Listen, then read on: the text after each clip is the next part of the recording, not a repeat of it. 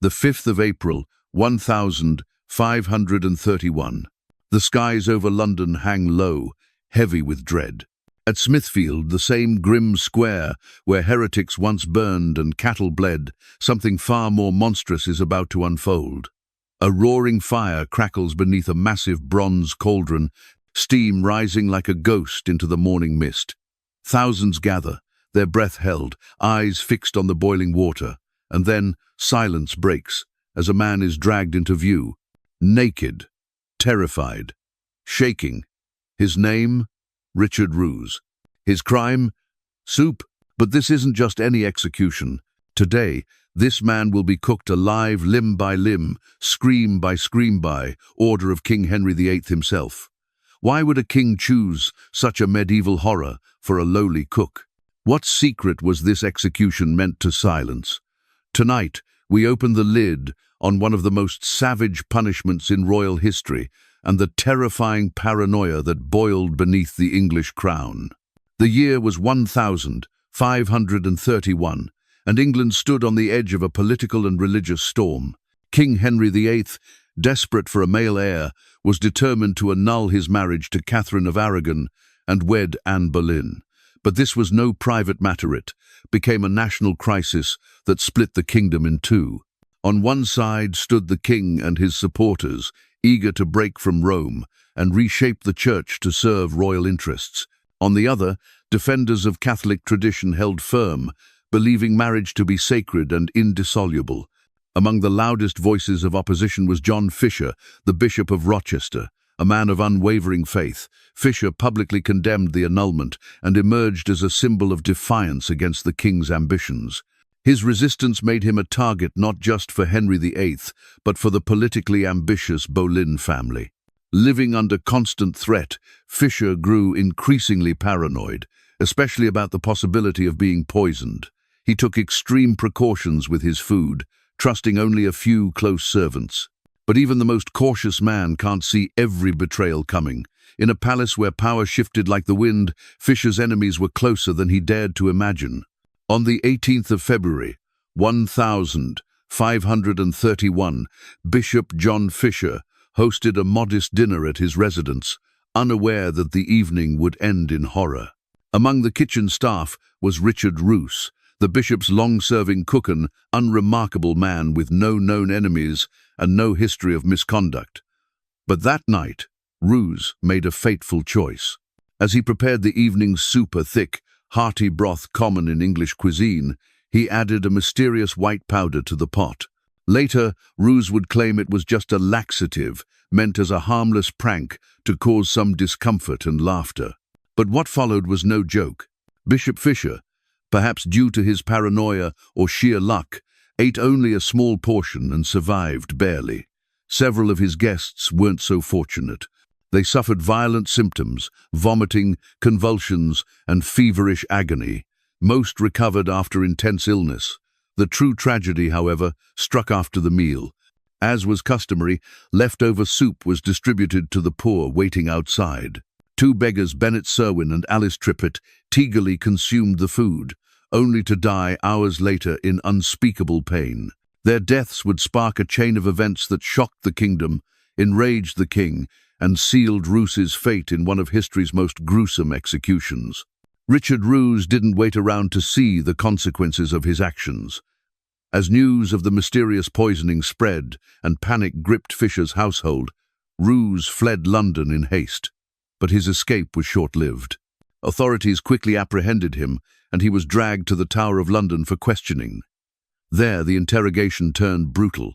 Under the harsh methods of Tudor justice, where truth was often extracted through torture, Roose confessed to adding the white powder to the bishop's soup. He claimed he had been approached by unknown men who offered him money in exchange for slipping the substance into the food. Roose insisted he believed the powder was a harmless purgative, not poison. He denied any intent to kill, portraying himself as a pawn in a much larger game. But his confession, forced under duress, raised troubling questions. Could he have been telling the truth? Was he manipulated by political enemies of the bishop? Or was he simply trying to save himself from the inevitable? In an era when confessions were easily twisted to fit political needs, Roose's words were accepted without further scrutiny. Whether guilty or deceived, he was no longer a cook, had become a symbol of treachery and a tool in a much darker narrative. When word of the poisoning reached King Henry VIII, his fury was immediate and absolute. Already haunted by a deep personal fear of being poisoned, anxiety that bordered on obsession, Henry saw the incident not just as an attack on Bishop Fisher, but as a potential threat to the crown itself. Determined to make an example of the crime, the king took an extraordinary step. He personally appeared before Parliament to demand action. This was a rare and dramatic move that underscored the gravity of his response. Under Henry's intense pressure, Parliament swiftly passed a new Lavin that would change English legal history. From that moment forward, poisoning was no longer just a criminal offence. It was declared high treason, punishable not by hanging or beheading, but by boiling alive. Even more shocking, the law was applied retroactively to Richard Roose, ensuring that he would be the first to suffer its horrific consequences. The king wasn't seeking justice, he wanted vengeance. The message was clear. Any attempt to undermine royal authority, especially through such cowardly means, would be met with unspeakable brutality. In Henry's mind, fear was the strongest deterrent, and Roose's death would serve as a scalding warning to all of England. The 5th of April, 1531, Smithfield Square transformed into a stage of state-sponsored horror. At its center stood an enormous bronze cauldron, filled with water and suspended over a fire, carefully controlled to ensure not a quick death but a slow, agonizing one. Thousands gathered, treating the event like a public spectacle. Vendors sold food and drink, children perched on shoulders. It was less an execution, more a macabre festival of royal justice. Then came Richard Roose. Stripped naked, shaking with terror, he was forced to face the cauldron that would become his tomb. Guards bound him and began lowering him into the boiling water feet first. The heat was calibrated to cause maximum pain without killing him instantly. His screams pierced the square as his skin blistered and peeled. Onlookers, expecting justice, were instead confronted with raw human agony. Some fainted, others turned away or vomited, but no one stopped it. The ordeal stretched on for hours. Roose's body was slowly submerged, inch by inch, until only his head remained. His voice broke into gurgling gasps, and then, mercifully, silence. His final plunge ended the suffering but not the memory. Even by Tudor standards, the execution was monstrous, forever etched into England's darkest chronicles. Richard Roose's horrific death did not mark the end of boiling. As a punishment, it was just the beginning. His execution set a chilling precedent in English law, proving that under King Henry VIII's rule, justice could be shaped by rage and fear. In 1542, over a decade later, another case would follow the same gruesome path. Margaret Davies, a servant accused of poisoning the families she worked for, was sentenced to be boiled, a living, eerie echo of Roose's fate. The method had become more than just punishment. It was now a tool of terror, wielded by the state to make examples of those who threatened the social order. Yet, as time passed, even Tudor England began to question the savagery of such executions. When Henry VIII's son, Edward VI, ascended the throne, his government sought to reform many of the harshest laws his father had imposed. Among the first to go was the act that allowed boiling as a method of capital punishment. It was quietly repealed, an unspoken admission that such brutality had no place in civilized society. But the damage had already been done. Roose's boiling became a lasting symbol of how easily fear and power could scald the very idea of justice. The execution of Richard Roose raises uncomfortable questions about justice, power, and political manipulation. Even if Roose had knowingly poisoned the soup, was death by boiling a proportionate response? By any measure then or now, the punishment was excessively cruel. But beyond the horror of the sentence lies a deeper suspicion. Was Roose truly guilty, or was he simply a convenient scapegoat? His confession, extracted under torture, is inherently suspect. He claimed he believed the substance was a harmless purgative, not a lethal poison. And there were whispers that he had been approached by unidentified Figgis agents, perhaps with their own hidden motives. In the politically charged atmosphere of 1531, this was more than a crime, it was an opportunity. Bishop John Fisher was one of the loudest voices opposing Henry VIII's attempt to annul his marriage and break from the Catholic Church. Silencing him or sending a message to his allies would have served the king's interests well. Roose's execution, then, may have been more about quelling religious dissent than avenging a poisoning. It was a spectacle designed not only to punish but to intimidate.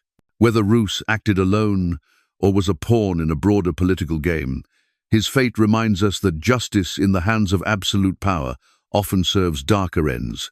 In 1535, 4 years after the infamous poisoning incident, Bishop John Fisher met his own grim fate. He was arrested and executed not for any crime of violence or treason, but for refusing to acknowledge King Henry VIII as the supreme head of the Church of England. His unwavering loyalty to the Pope and his defiance of the king's religious reforms sealed his death sentence. Fisher was beheaded, and his severed head was placed on a spike atop London Bridge, an unmistakable warning to all who dared oppose royal authority. Looking back, Richard Roose's execution begins to take on a different light. What once appeared to be a punishment for poisoning may, in fact, have been the opening act in a calculated campaign to eliminate religious opposition. Roose's trial and public boiling created a climate of fear, softening resistance and legitimizing harsh measures. If Fisher was ultimately killed for his beliefs, Roose may have died not for his actions, but for being a convenient pawn in a much larger political purge. The two deaths sown by fire, one by Bladier, linked by more than timing. They reveal a monarchy willing to use terror and spectacle to consolidate its grip on power, no matter the human cost. Richard Roose may have been a simple cook, but his death tells a far greater story, one of unchecked power, political fear, and the ease with which ordinary lives can be crushed under the weight of royal ambition.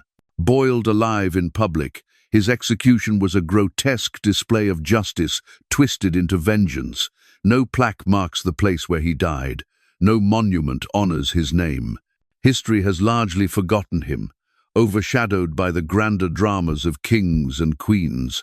Yet Roose's story endures as a chilling symbol of how absolute power can corrupt the very concept of justice. He was not a noble, a soldier, or a rebel, just a servant caught in the crosshairs of a king's paranoia and a nation's religious upheaval. Whether truly guilty or tragically manipulated, Roose paid the ultimate price in a spectacle meant to terrify rather than to serve fairness. His legacy is not one of heroism, but of caution. It reminds us that when rulers wield the law as a weapon, even the smallest among us can be burned by its fire. In the end, Richard Roose represents all those forgotten by history, victims of power, disguised as justice, and names lost beneath the crowns of kings.